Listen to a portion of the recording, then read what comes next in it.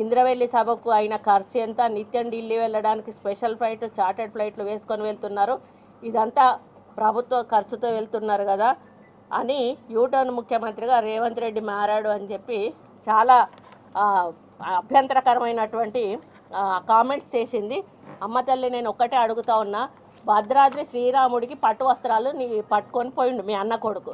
ఆయన ఏ హోదాలో పోయిండో దానికి ఒక్కదానికి ఆన్సర్ చెప్తే వీటన్నిటికీ కూడా ఆన్సర్ దొరుకుతుంది అనేది నేను తెలియజేస్తూ ఉన్నాను.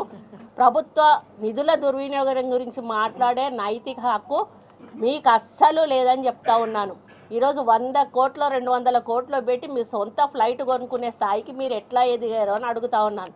అమెరికాలో అంట్లు దోమికినటోళ్ళు వచ్చి ఈరోజు తెలంగాణ ప్రజల సొమ్మును దోసుకొని తిని కోట్ల రూపాయలు కోట్లకు పడగలెత్తి ఈరోజు ప్రజాధనాన్ని దుర్వినియోగం చేసింది మీరు కాదా అని చెప్పి అడుగుతా ఉన్నాను.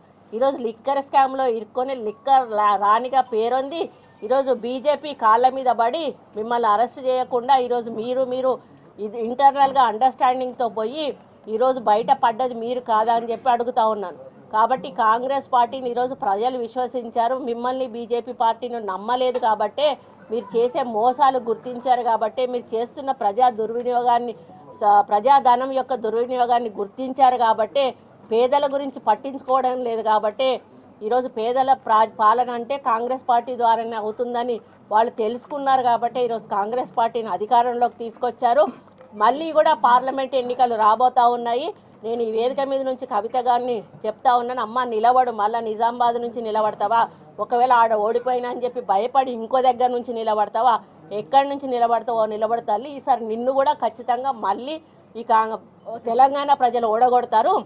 Subscribe us and press the bell icon for more interesting updates.